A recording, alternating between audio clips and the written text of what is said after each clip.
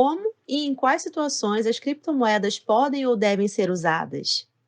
Eu dividiria dois tipos de funções dos criptoativos. Vamos dizer, as criptos com funções estritamente monetárias, de um lado, e os utility tokens. O que são utility tokens? São criptoativos com aplicações específicas. Então, vamos por partes. Nas criptos, isso que eu estou chamando de funções estritamente monetárias, são desempenhadas hoje, principalmente pelo Bitcoin e pelas stablecoins. O Bitcoin, ele tem por objetivo funcionar como uma moeda desintermediada, sem bancos, sem banco central e assim por diante. Mas, na prática, eu acho mais fácil compreender o Bitcoin como um candidato a substituir ou a concorrer com o ouro. A função monetária do ouro é basicamente como reserva de valor, muito mais do que como meio de troca.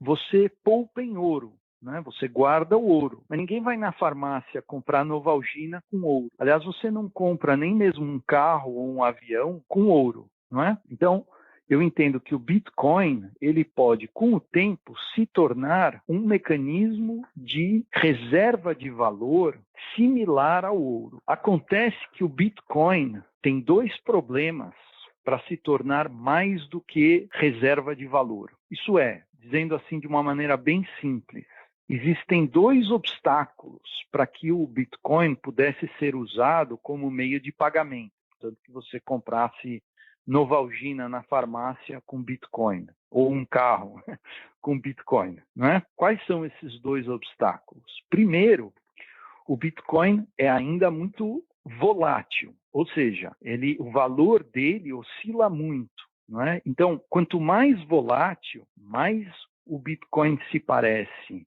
com um ativo qualquer, menos se parece com a moeda. O segundo problema do Bitcoin, para que o Bitcoin pudesse ser usado como meio de pagamento, é que é muito difícil escalar o uso do Bitcoin, ou seja, tornar o uso do Bitcoin difuso para as milhares, milhões, mesmo bilhões, na verdade, de pagamentos que acontecem toda hora, né? Porque o Bitcoin, o blockchain onde é registrado o Bitcoin é um pouco lento em comparação com os mecanismos usuais de pagamento, digamos, os mecanismos de cartão de crédito e assim por diante, né? É possível processar um número muito maior de operações com cartão de crédito, débito e assim por diante do que com o Bitcoin, né? Então, é por isso que eu estou dizendo que o Bitcoin concorre com o ouro, muito mais do que com o cartão de crédito, né? As stablecoins é uma ideia um pouquinho diferente, né? As stablecoins podem, teoricamente, resolver os dois problemas do Bitcoin, né? E por isso se tornar meio de pagamento. A stablecoin é um criptoativo atrelado a uma moeda estatal. Vou dar um exemplo, o Tether, né? Que é uma stablecoin bastante comum, bastante usual, né? Um Tether vale $1. E os emissores do Tether garantem que uma unidade de Tether sempre vai valer $1. Né? E o Tether pode ser processado com relativa rapidez. Né? Então, os stablecoins parecem resolver os dois problemas do Bitcoin. Só que na vida nada é perfeito, né? Os stablecoins resolvem os dois problemas do Bitcoin, mas criam outro. Eles resolvem o problema da volatilidade e da velocidade, só que, ao contrário do Bitcoin, as stablecoins são, no geral, intermediadas, ou seja, elas são controladas. Então, assim, para dizer de modo claro, enquanto o Bitcoin é desintermediado, ou seja, não tem banco central, não tem governo, as stablecoins têm uma organização que administra, tem alguém ali apertando os botões. E é aí que podem surgir os mesmos problemas de gestão que, de tempos em tempos, acometem os bancos e as instituições financeiras ou qualquer outra empresa de uma maneira geral. Por exemplo, há controvérsias recentes com justamente o stablecoin Tether, né?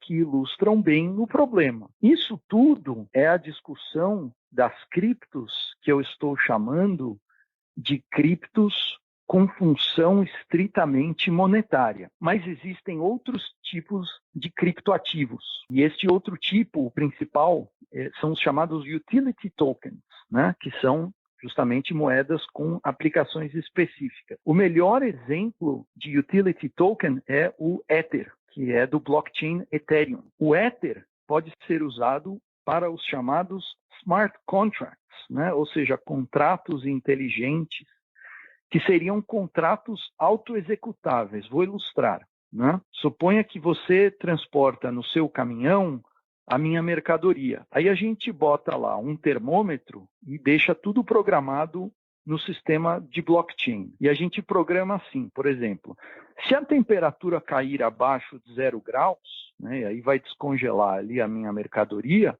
então você tem que me pagar uma multa, mas isso é programado no blockchain. Então a temperatura caiu, automaticamente vão me ser creditados uns tantos Ethers na minha conta. Eu não tenho que telefonar para você, mostrar uma prova, nem nada disso. Tudo é feito automaticamente. Vou dar um outro exemplo. Sei lá, eu aluguei a minha casa para você. Vamos dizer, a minha casa de veraneio via Airbnb, tá? Então, se você me pagar uns tantos Ethers lá no sistema, a chave da porta é automaticamente disponibilizada para você. Se você não pagar, a caixinha que tem a chave não abre. Coisas assim, né? Essas operações de dia a dia com utility tokens ainda são incomuns. Os principais usos do Ether, né, ainda são no próprio mercado de criptos. É um negócio um pouco estranho, né? As pessoas usam o Ether para subscrever aportes, né, de valor em ICOs, né, Initial Coin Offers, né, emissões de outras criptos. Você usa uma cripto para comprar outra cripto. E aí o negócio às vezes parece meio autofágico, assim, uma espécie de roda viva, né? Mas eu acho que não é. Isso é simplesmente porque o tema todo ainda está começando. Já existem usos bem concretos para os utility tokens. Eu vou dar um exemplo famoso. O Banco Santander da Espanha emitiu um bond, né, quer dizer, um título de dívida na plataforma Ethereum e usou um token, um criptoativo justamente representando esse bond. E, aliás, o Banco Mundial também já fez uma emissão de bond via Ethereum. Então, isso eu tenho muita clareza. Os smart contracts, né, os utility tokens, são uma realidade e vão se tornar cada vez mais uma realidade na vida das pessoas. O regime jurídico dos smart contracts é um outro problema, mas que esses contratos autoexecutáveis, nesses termos do Ethereum, vão se difundir, vão se tornar cada vez mais comuns, disso eu não tenho a menor dúvida. Como as criptomoedas podem combater a burocracia encontrada pelo setor privado na hora de desenvolver os seus negócios? Há diversas maneiras. Para simplificar, eu vou dividir novamente entre os criptos com funções estritamente monetárias e os utility tokens. E os usos dos utility tokens são mais fáceis de enxergar. Conceitualmente, a gente pode pensar assim. Os principais problemas nos contratos de maneira geral, né, nos acordos em que as pessoas prometem entre si coisas reciprocamente, né? Sei lá, eu pago, você me entrega, eu presto serviço, você me paga, coisas assim, né? Os principais problemas, conceitualmente falando, são o monitoramento de condutas e depois a prova e execução dessas obrigações em juízo, né? Ou nas arbitragens, como na minha experiência, né? Então, Os smart contracts, né, os contratos inteligentes ou autoexecutáveis, eles podem reduzir esses problemas justamente porque eles já provêm o mecanismo de monitoramento e prova de maneira automática, né? Agora, se nós pensarmos nas criptos com funções estritamente monetárias, né? Aí é um tema um pouquinho mais complexo, né? Então, estou falando, digamos, do Bitcoin, das stablecoins e assim por diante. O tema é um pouco mais complexo. Ele é mais complexo porque estas criptos estão competindo com a joia da coroa, né? A grande dama no leque de opções de política pública dos governos, que é a prerrogativa monetária, isso é, a capacidade de emitir moeda para fazer face a obrigações. Mas é possível antever usos dos stablecoins bastante concretos nos sistemas de pagamentos, por exemplo, não é? Para dinamizar pagamentos e ajudar as pessoas a economizar nos custos de transação, né? Por exemplo, ou então nas operações de remessa internacional, que hoje são feitas nos bancos e são bastante caras, né? Não a meu ver, irrazoável pensar nas stablecoins e mesmo no Bitcoin como um substituto ou competidor do SWIFT. O tema é um pouquinho técnico, né? Mas o que é o SWIFT? O SWIFT é um método um pouco antiquado, aliás, mas ainda prevalente para a comunicação entre os bancos para pagamentos internacionais. E é possível antever os usos das criptos como alternativa, inclusive, ao SWIFT. As criptomoedas podem cooperar com a criação de um ambiente de novos negócios para os governos? Se sim, de que forma? Então, inicialmente, eu diria que é preciso esclarecer a própria ideia de que os governos fazem negócios, né? Vamos qualificar esta ideia de negócios para os governos. Os governos, em princípio, eles provêm a infraestrutura para que os agentes privados, esses sim, façam negócios, né? Não apenas a infraestrutura física, né? As ruas, pontes, estradas e assim por diante, que, aliás, pode ser concedido ao setor privado, então, sei lá, o setor privado que constrói as ruas e as pontes e assim por diante, né? Mas também o governo provê uma porção de serviços, né? Então, o serviço de policiamento, o serviço, sei lá, de educação, de saúde, de justiça, né? De justiça no sentido de poder judiciário e assim por diante, né? Bom, voltando aqui ao tema das criptos, é possível pensar na infraestrutura monetária como uma forma de negócio, né?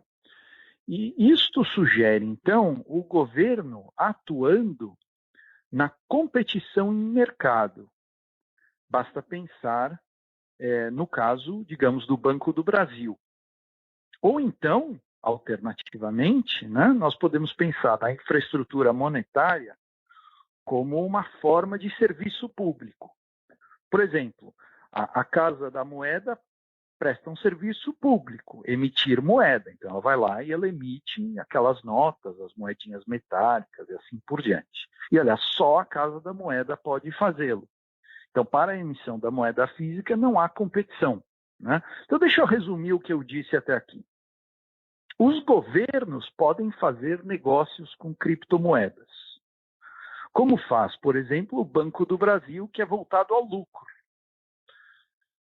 Então, as estatais podem, em alguns casos, se envolver com criptomoedas. Deixa eu dar um exemplo concreto. O Banco do Brasil, recentemente, se tornou o primeiro banco estatal do mundo a oferecer um ETF de criptomoedas. O que é um ETF? Um ETF é um Exchange Traded Funds.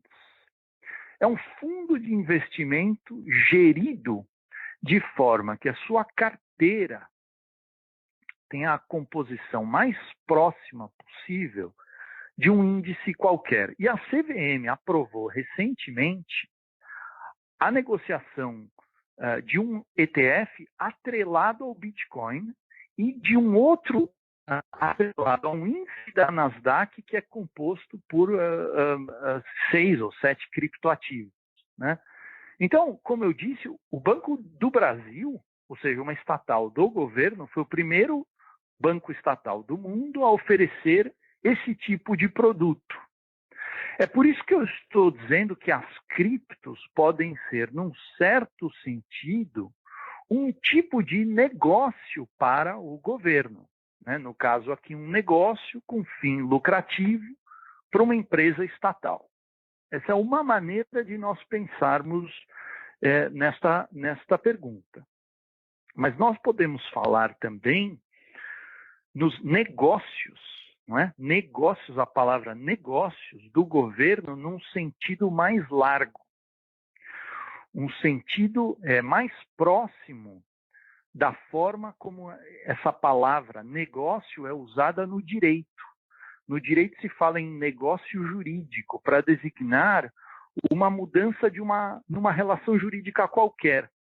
Na economia, o sentido da palavra negócio sugere um tipo específico de relação jurídica que é aquela voltada ao lucro, não é? Então, pensando nos negócios do governo nesse sentido mais largo, não nesse sentido estrito que é o negócio para ganhar dinheiro, mas um negócio num sentido de uma relação jurídica qualquer que é alterada, não é? Pensando, portanto, então, nos negócios do governo, desta ótica mais ampla, uma opção de coisas podem ser ditas. Por exemplo, eu posso pensar que a emissão de moeda pela Casa da Moeda é uma forma de negócio. Não simplesmente porque o governo enxerga um lucro com a emissão da moeda, não é? Mas porque é um tipo de intervenção do governo na economia como um todo, que é justamente a emissão de moeda, né? Aqui nós temos uma pequena armadilha conceitual. Quando se fala, não é, como a sua pergunta sugeriu, em novos negócios com criptomoedas para os governos, o que está sugerido me parece ser a criação de uma moeda digital de Banco Central. E a moeda digital de Banco Central é a infraestrutura pública de provisão de base monetária, não é? Voltada a implementar a política monetária e alguns outros temas correlatos, a repressão à lavagem de dinheiro, ao financiamento do terrorismo, a dinamização de pagamentos e por aí vai. Mas eu, a rigor, não classificaria a moeda digital de Banco Central como uma criptomoeda. A moeda digital de Banco Central seria a moeda mesmo, igualzinho àquela que a gente carrega na carteira, sei lá, aquela nota de R$100, R$10, R$20, não é? Que é a obrigação mesmo do Banco Central, ainda que de maneira criptografada e digitalizada.